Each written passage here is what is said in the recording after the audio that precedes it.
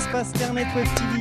C'est en 1987 que la première édition du Space a eu lieu à Rennes. En septembre prochain, ce sera la 25e édition de ce rendez-vous du monde de l'élevage. Dans cette 3e émission, je vous propose de découvrir ou de redécouvrir les temps forts qui font aujourd'hui du Space une référence mondiale de l'élevage. La success story du Space, c'est à découvrir tout de suite en compagnie de Jean-Michel Lemétayer, président du Space, et de Paul Kermahon, commissaire général. En 2011, le Space tiendra sa 25e édition. Au départ de cette aventure qui commence en 1987, quelques hommes, professionnels du monde agricole qui avaient pour objectif de créer un carrefour européen de l'élevage. Il suffira ensuite de 10 ans au Space pour franchir la barrière des 100 000 visiteurs et des 1200 exposants. Un développement rapide qui place aujourd'hui ce salon comme une référence au niveau mondial. Pour tout dire, on avait pensé à un événement mobilisateur, mais en même temps, on n'avait pas l'esprit aussi professionnel qu'aujourd'hui. C'est-à-dire que, pour la petite histoire, le Space, le premier Space en 1987 s'est déroulé sur 3 jours, vendredi, samedi, dimanche. Autant dire que dans les visiteurs, parmi les visiteurs, il y avait nombre de visiteurs qui n'étaient pas forcément éleveurs. Et pour la petite histoire encore plus, cette année-là, cette première année, nous étions d'ailleurs allés place de la mairie à Rennes pour dire aux Rennais, nous organisons pour la première fois à Rennes un grand événement, venez voir. Les choses ont bien changé.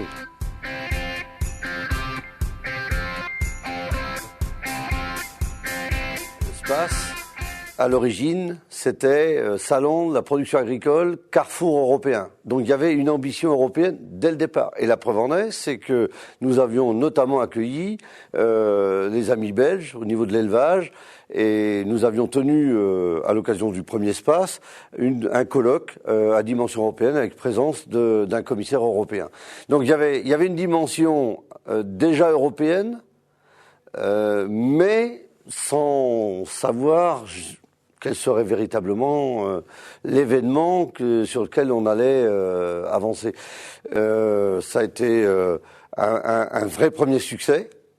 Et le premier virage, il est au lendemain même de cette première édition, en se disant, et les quelques organisateurs que nous étions, à la fois professionnels et collaborateurs pour l'essentiel des chambres d'agriculture, d'Ille-et-Vilaine et de Bretagne, il faut professionnaliser l'événement.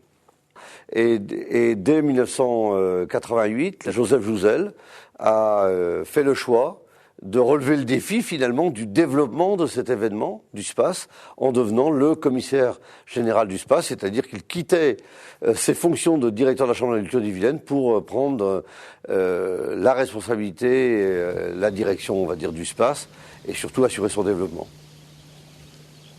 Et puis progressivement, le Space a pris de l'ampleur et en fait, quand on regarde les statistiques un peu, c'est très frappant. Jusqu'à la fin des années 90, on a progressé de manière permanente, tant en nombre d'exposants qu'en nombre de visiteurs, et aussi sur le caractère international du salon. Et depuis le début des années 2000, en fait, on est à un niveau très élevé, puisque malheureusement ou heureusement, enfin en tout cas c'est comme ça, on utilise à plein les capacités du parc expo de Rennes, et on se maintient donc à un niveau très élevé de l'ordre de entre 1200 et 1300 exposants tous les ans, et plus de 100 000 visiteurs professionnels, ce qui est déjà aussi, je pense, une belle réussite. Temps fort du Space, les concours d'animaux ont toujours rythmé la vie de cet événement. Un salon de référence qui a même organisé dès ses débuts le national de la race limousine. Moi je pense évidemment à ce rassemblement sur le Space de toute la génétique limousine.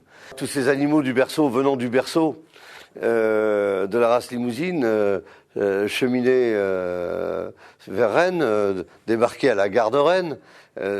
Plus de 400 animaux de race limousine présents. Ça me permet d'ailleurs, en soulignant à partir de cet exemple, dire combien la présentation de la génétique bovine a évolué en 25 éditions, de manière assez phénoménale. On a démarré avec des concours départementaux. Et puis, on a évolué vers une présence régionale. Ensuite, de toutes les régions, si je pense à la Primostein, mais aussi nationale. Primostein comme race normande, comme d'autres races. Et aujourd'hui, les races bovines, pour se faire entendre à l'international, veulent être présentes au space. Comme vient de le souligner Jean-Michel Lemétayer tout de suite, l'importance à un moment donné de s'être positionné très clairement pour être un salon international de l'élevage.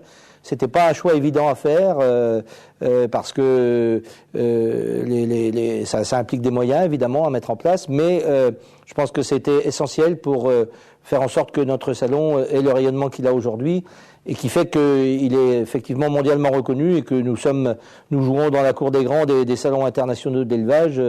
On peut dire, je pense qu'on est le 2e salon international de l'élevage dans les salons professionnels au monde, évidemment, avec Eurotir qui est le premier et qui a lieu à Hanovre. C'est vraiment aujourd'hui quelque chose de reconnu et de plus en plus reconnu, on le sent bien.